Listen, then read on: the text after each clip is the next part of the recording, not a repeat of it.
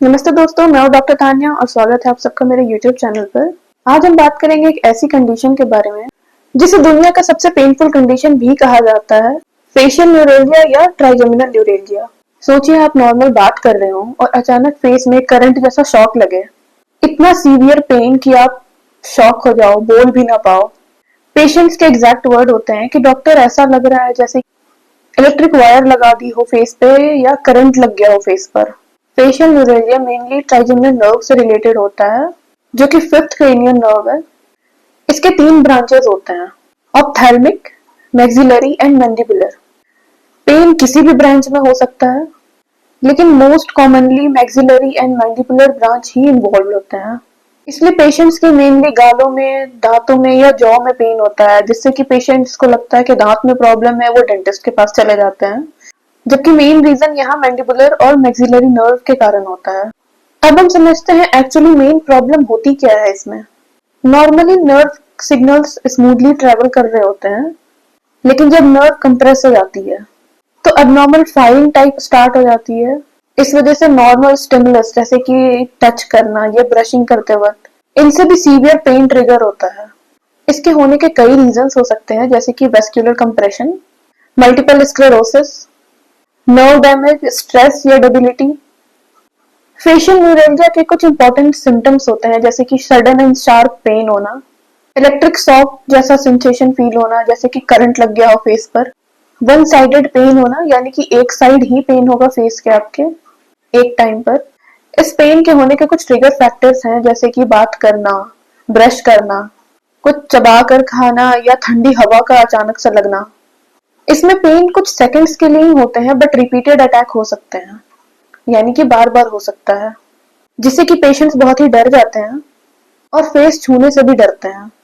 Facial neuralgia का pen को किसी और पेन से डिफरेंशिएट करना भी बहुत इंपॉर्टेंट है, क्योंकि फेशियल न्यूरेल्जिया का जो पेन होता है वो सडन इलेक्ट्रिक शॉक जैसा पेन होता है, जबकि अगर ये डेंटल पेन होगा, यानी कि दांतों का दर्द होगा, तो ये कंटिन्यूअस होगा।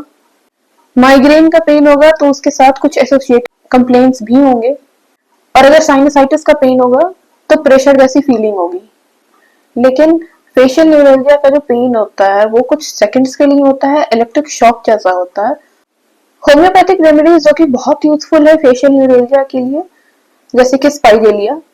अगर लेफ्ट साइडेड फेशियल पेन हो, यानी कि लेफ्ट साइड ऑफ फेस पे पेन हो रहा हो, शार्प स्टैबिंग या निडल लाइक पेन हो, और टच करने से पेन बढ़ रहा हो, और साथ में पेशेंट को फेस टच करने से भी डर लग रहा हो, तो ये बहुत यूजफुल है ऐसे केसेस में।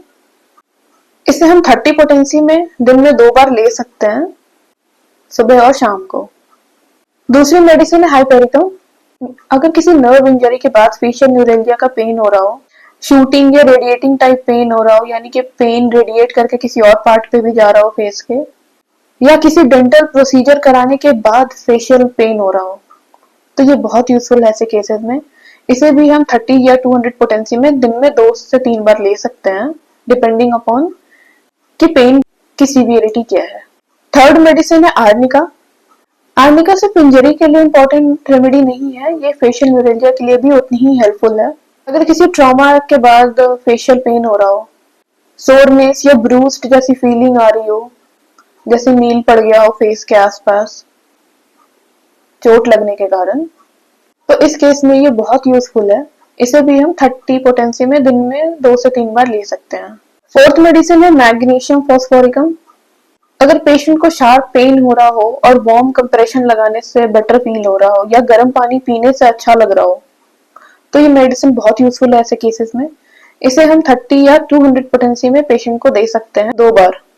अब धीरे धीरे ऐसे केसेस में होता ये है कि पेशेंट बहुत ही डरने लगता है, वो खाना खाना अवॉइड करता है, बात करना अवॉइड करता है, यहाँ तक कि फेस को टच करना भी अवॉइड करता है, क्योंकि उसको पता है किसी भी मोमेंट पे किसी भी चीज से पेन ट्रिगर हो सकता है।